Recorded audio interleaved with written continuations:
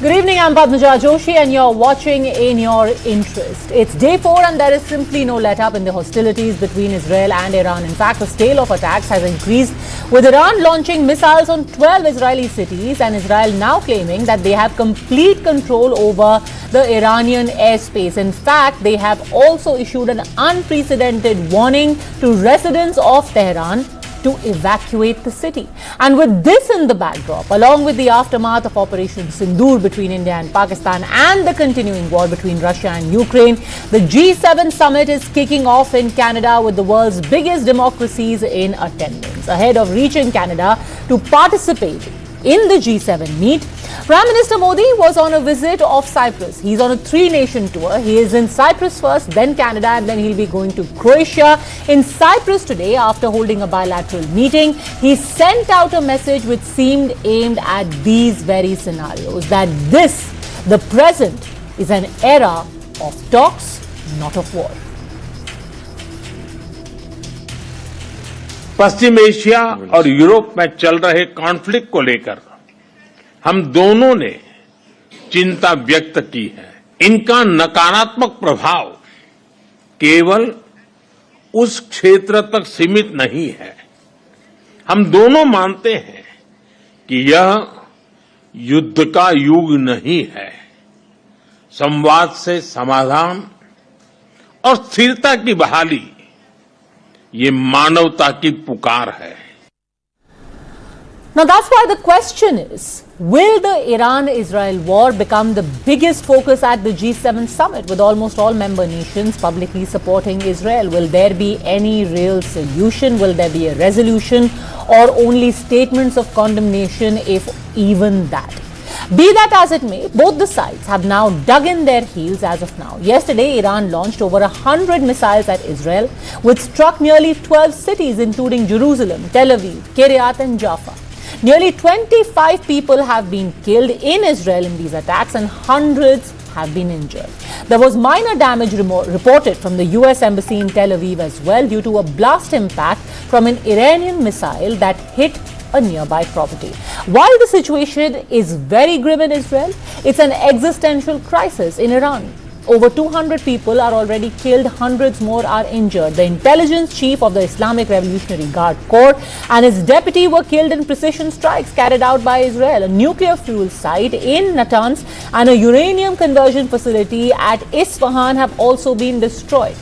Facing humiliation, Iran is threatening to close down the Strait of Hormuz, a crucial waterway for oil shipments. Despite the bravado, Ayatollah Khamenei, along with other top Iranian leadership, are believed to be hiding in bunkers, even as they have claimed that Pakistan will nuke Israel on their behalf if any nuclear adventurism is tried by Israel.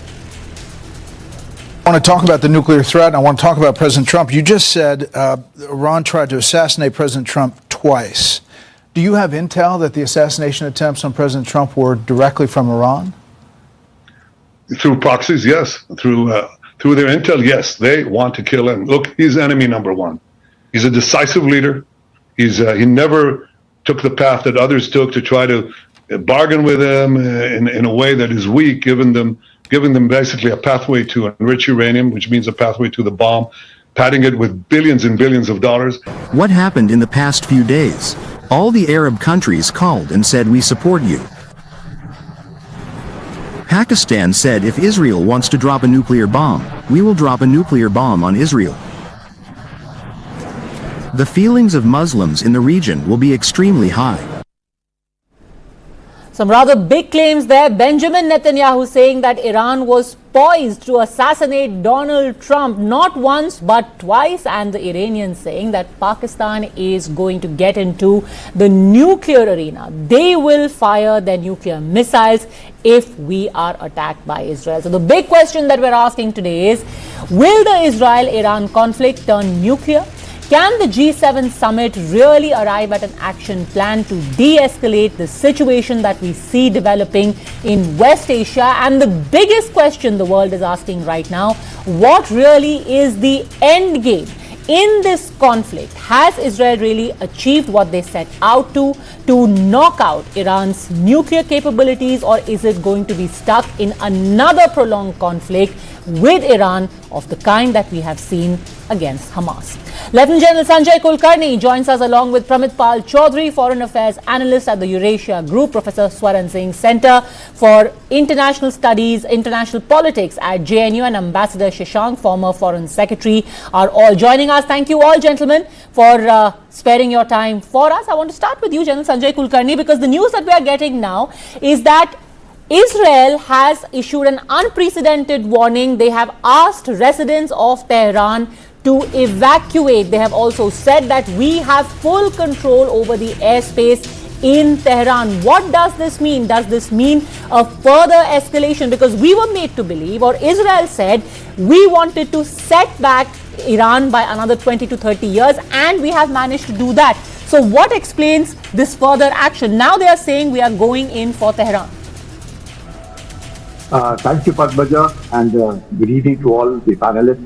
Let me tell you my feeling, Padmaja, has all along been that since 2000, and rather after 1979, ever since the revolutionary and then Ayatollah Khomeini took over.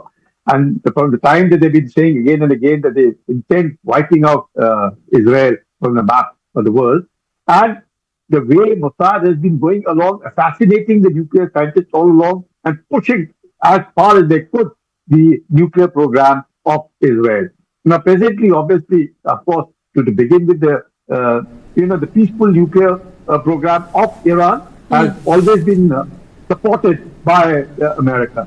The reason is anything below 5% enrichment of uranium is acceptable. Up to 20%, it goes in for research, medical, agriculture, and everything. Anything beyond 60% and now almost 80%, obviously, the intentions are quite clear, it's a nuclear bomb. And if that be so, Israel is very clear that this is the time, and we have to ensure that Iran does not have a nuclear bomb. That is absolutely very, very clear. And Israel will not hesitate. It hasn't. It has total air domination. It has wiped out top military leadership. It has knocked off top nuclear scientists. It has hit the nuclear installations. It has hit their air defense. It has actually, hit very, very hard Iran's defense. Even though Tel Aviv has also been hit now for the first time, I don't think Israel has been hit so badly ever before. But here's the thing, and this is what is flummoxing, Pramit Pal Chaudhary. If they have achieved all of this, they have hit their centrifuges, they have killed their nuclear scientists, they have taken out many military commanders, then what are they aiming for next? What do they want to do if they've already achieved their objectives, and how long are they going to continue this offensive? First, I doubt that they've actually been able to destroy Iran's nuclear capacity. The installation, for example, of Fordow alone is deeply buried underground. Israel does not have the bunker buster bombs that, for example, the Americans have to be able to completely destroy Fordow. There are over 150 nuclear installations that Iran has, many of them buried inside mountains and underground, very difficult to get to. So yes, they have crippled Iran's nuclear program, and as they have said, put it back maybe 10 or 20 years, but they have not been able to completely eradicate Iran's nuclear capacity. And the point is that all of this capacity, in other words, to build centrifuges and so on, once you know how to build a centrifuge, you can go back and build another one, even if the present ones are destroyed. But I think that Iran's remarkable successes, and particularly decapacitating the leadership of Iran, both in terms of the military, the intelligence structure, the Revolutionary Guards, they seem to have deliberately avoided hitting the Ayatollah himself, has emboldened them, I would say, to move to the idea that perhaps a regime change is now possible. You think that is possible? You think that could be in the offing? Pramit Pal Chaudhary? No, I mean, it would be questionable. Iran's regime is not popular with its population. I fully agree on that. But I think the problem that they face is that the regime has capacity to repress any real dissent within the system is still considerable. And second, there tends to be a degree of support that will arise from being attacked by a foreign country. There is no Whatever they may dislike about the Iranian regime, not too many Iranians are necessarily very few would be pro-Israeli. So I don't think that would be feasible at the time being. But we'll have to see how this plays out. There's also another problem, which is that there is no viable opposition in Iran. Professor Swaran Singh, I want to ask you very bluntly, at this stage, who do you think has their nose ahead? Israel, fighting on multiple fronts. You already have been at war for years, a year and a half with Hamas in Gaza. Then you went out against the Houthis, the Hezbollah. Now you've opened up another front against Iran. But the Wall Street Journal, and that's the next piece of news that we are breaking, the Wall Street Journal is reporting now that Iran has apparently sent out feelers. They are asking for an end to hostilities. This is what the WSJ report says, that Iran is actually sending messages to Israel and America seeking talks. They are saying that we want a resumption of talks. They have sent this message via Arab intermediaries, and the only condition they have put, they have said we are ready to talk if and only if the United States of America does not get involved in this conflict. Does this show some kind of weakness that they think they have been outflanked? Professor. Padmaja, I think in today's televised wars around the world, information warfare coincides and gets equal effort from parties in conflict. And the truth very often is very difficult to decipher. So both sides are also orchestrating, posturing in terms of information warfare on both sides. Apparently, it is understandable that given sanctions and alienation of Iran for last 3 decades plus, Israel, having support of United States, has much advanced technology and military prowess and has been able to deliver perhaps relatively more damage on Iran than Iran being able to deliver damage to Israel. But the prestige of Israel of being, impregnable fortress is also impacted by Iran being able to reach out and break that Iron Dome and so on. So I think in that sense, it looks like a lot of it is uncertain at this stage as to what it is. As for your question regarding Iran sending feelers, that again one has to understand in terms of domestic politics. As Parmit just now said, Iranian regime is fairly supported by their people, particularly when it comes to Israel. So they are not in threat of being dethroned by a domestic uprising. Compared to that, Netanyahu, for example, who is, as you mentioned, opened several fronts against Lebanon, against Hamas, and now against Iran, apparently sees his political career coinciding with the wars that he is fighting, and end of wars would mean end of his political career, given the fact that there's a lot of disruption and discomfiture with him, not just with other parties, but also leaders within his own party. And in that sense, Iran sending feelers is yes, but also remember the foreign minister of Iran has put conditions very clear that no conversation for ceasefire will happen until they have satisfactorily done retaliation in their own assessment. Second, their sovereign right to continue with their nuclear research is not on the table for discussion. So it's not Iran's unconditional, getting into requesting someone to get into ceasefire and negotiations. In fact, sir, if I may just interrupt you for a second, I want to quote further from the report. It actually quotes officials as saying that Tehran has told Arab officials they would be open to returning to the negotiating table as long as the US doesn't join hostilities.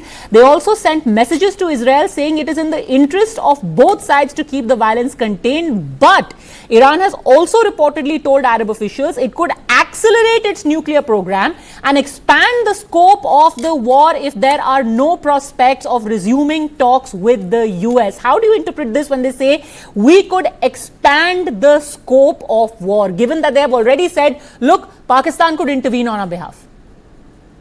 See, definitely Iran has several cards to play on. You're already mentioning closure of Hormuz, which could disrupt oil supplies and LNG supplies around the world. It could use its proxies, which have always been, an issue of contention as to how much it controls those proxies and how effective those proxies are. And of course, all of us are repeatedly saying who look at nuclear program of Iran that yes, this has damaged majorly and has delayed the progress of Iran's nuclear weapon in case Iran is pursuing a nuclear weapon. But it has not decimated that process entirely. If you look at countries around the world, look at history, no country's nuclear program was ever completely destroyed except one case of Iraq being attacked in 1981 by Israel and Iraq not reaching out to make a nuclear weapon. Most countries are extremely conscious and ensure security of their nuclear assets. And in that sense, the damage may be rather superficial and at best will delay the program, particularly because of decapitating strikes on military generals and nuclear scientists. It could, sort of disrupt the progress. And, most recent reports of IAEA, International Atomic Energy Agency, have said Iran has reached around 60% of enrichment, has uranium enriched about 300 kg to produce about 9 weapons potentially. But in disinformation, Israel is now saying that they were aware that Iran has already built 15 nuclear weapons. Similarly, Tulsi Gabbard recently addressing the Senate Intelligence Committee had said, yes, Iran is working in that direction, but it is still a long way to make a nuclear weapon. Okay. So I don't think we should really worry about a nuclear war, coming out of this conflict in coming times. There are going to be a lot of pressures on both sides, both international and domestic. And of course, neither side, Iran doesn't have nuclear weapons. Israel doesn't commit that it has nuclear weapons. So yes, that pressure would continue, but they will continue to keep the war conventional and sub-conventional, in which case Iran will use various assets that it has in terms of but even if the war stays conventional, sir, and I want to ask you this, Ambassador Shashank, even in the case, scenario of a conventional war, how long will this go on for? Will it be protracted of the kind that we have seen between Russia and Ukraine? Could it be of the kind that we have seen in Afghanistan? Or could the pressures on both sides finally bear fruit? Could we see a ceasefire of sorts very soon? Because now if you were to connect the dots, one, this Wall Street Journal report about how Iran has sent out feelers. Now Reuters is also reporting that Iran has called on Arab countries to ask Trump to pressure Israel to agree to an immediate ceasefire. Do you think there is a pattern here? On the one hand, you've got reports saying that Iran has called on Arab countries to ask Trump to pressure Israel. Iran is saying US must lean on Israel to get it to agree to a ceasefire. And on the other hand, you've got reports about how they are also sending feelers to their Arab intermediaries. Ambassador Shashank, sir. Well, firstly, the issues in all the cases are different. Afghanistan, Ukraine, Russia, India, Pakistan, or Iran, Israel, and all that. In this particular case, I feel that Putin and Trump have spoken to each other, and it is in their interest, mutual interest, and in the kind of present world scenario that we have, that they bring the war to an end as soon as possible. So it is said that, well, after their discussion, Trump spoke to the Israeli leadership and told them not to hurt the Ayatollah Khamenei personally. And therefore, that message must have been conveyed to the Iranian leadership. And that is why they are now playing on this difference of opinion between USA and Iran and Israel, because USA had also said that if the Iranians continue, then USA will come directly into the war. And also the Iranians have attacked somewhere close to the American embassy in Tel Aviv. And therefore, that is a kind of a instigation on one side. Then they have been talking about all these various other things, as others interlocutors have talked just now, that there would be Gulf of Hormuz would be blocked. There would be Pakistan, which might be obliged to use the nuclear weapon. I think we are not really going in that direction, because firstly, Iran and Israel don't want this situation to change drastically. And Arab countries also would like to have Oman and Qatar, they are playing the role of peacemaker. And on the other side, I think the Iran and the USA and Russia also, I think they also want this. Of course, one can never say. There are always uncertainties. So you think that there is a possibility we could see a truce in the near future? Is that so? Therefore, I think that we are reaching that position. But I may be wrong. But because G7 is going to meet, and G7 means that everyone there would be there except Russia and China. So they would all be perhaps talking in a way which is contrary to what was spoken by SCO, where India had disassociated itself. So now we'll have to see how the messages can be conveyed to the other people who are not present on the table in G7. And perhaps they will all work towards bringing to an end. Sir, gentlemen, I have to stop for a very, very quick break at this point. But the feelers are going out. The G7 is going to start in just a few hours from now. What will be said in that room? And in the meantime, what actions are being taken by India to ensure the safety of its citizens in Iran? We'll tell you about that also. We've got the first visuals of Indians who are starting to evacuate from Iran. But back in just a minute. Don't worry.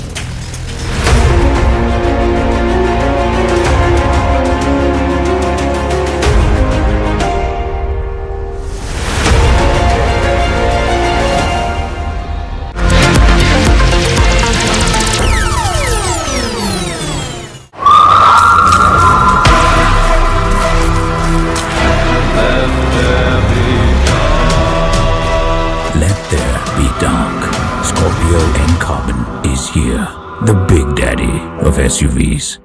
पढ़ता है, खेलता है, झूलता, उछलता है, दौड़ता, कभी कभी दौड़ कराता है, आगे आगे बढ़ता है इंडिया, अमूल दूध पीता है इंडिया.